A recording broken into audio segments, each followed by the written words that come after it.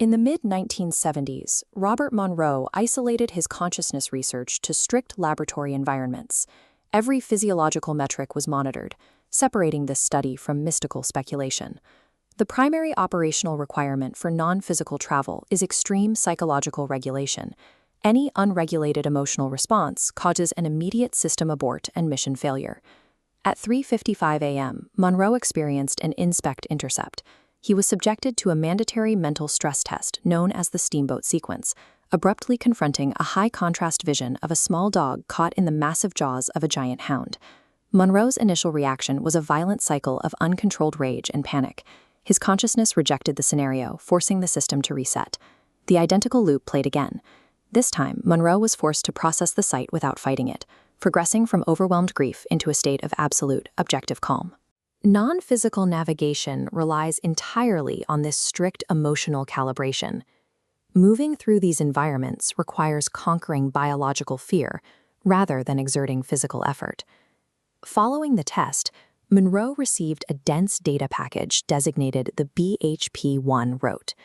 He then formed an energetic linkage with his non-physical partner entity, BBKT-95. This map shows the team's operational descent through concentric rings radiating outward from physical Earth, representing non-physical reality layers. These are the belief system territories.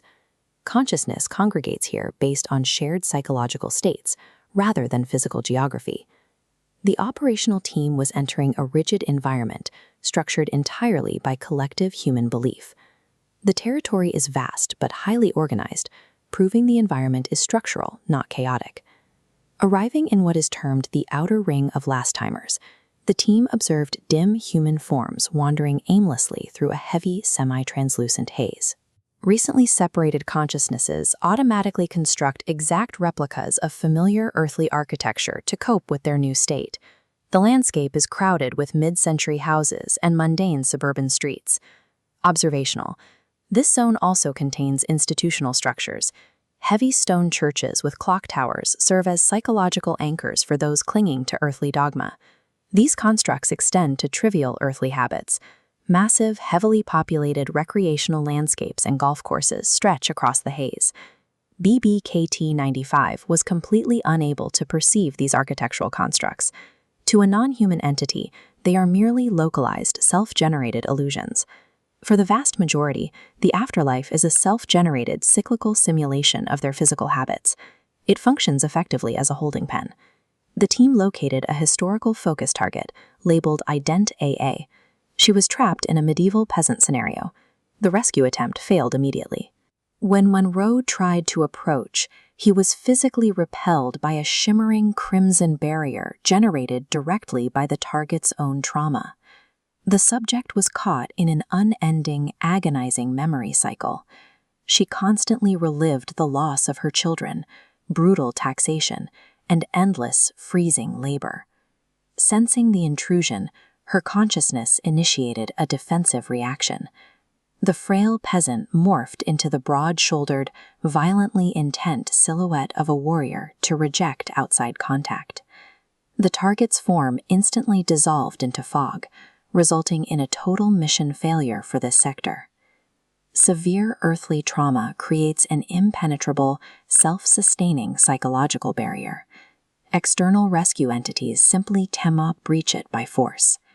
This oscilloscope display visualizes maximum density M-band noise, capturing the chaotic frequency of the newly deceased. The team plunged into these chaotic borderlands, encountering an overwhelming saturation of erratic human signals. The environment violently shifted. A sudden time skip dropped the team over an ancient physical reality, watching an infantry column move through a narrow rocky canyon. A sudden ambush erupted. Wooden spears rained down from the canyon walls, driving completely through a soldier who fell face down in the dirt. BBKT-95 dove straight into the physical carnage. He successfully pulled a struggling, half-formed energy shape free from the deceased warrior's body. The freed Phantom immediately denied his death. He thrashed wildly, screaming and attempting to swing his fists at the enemy soldiers around him. The warrior repeatedly attempted to grasp a fallen spear from the road. He stared in absolute bewilderment as his hands passed harmlessly through the solid wood. Even when successfully extracted from a dying biological shell, human consciousness remains stubbornly trapped by its own lack of awareness. BBKT-95 withdrew from the battlefield, subdued and dulled. He recognized the profound limitations of external intervention. An urgent biological signal suddenly interrupted the mission.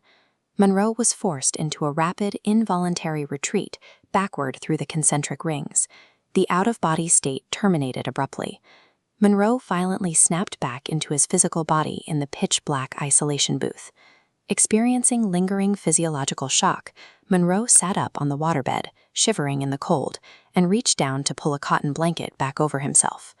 The non-physical realm operates as a rigid, heavily entrenched psychological landscape, requiring profound scientific scrutiny. Biological death does not automatically grant enlightenment.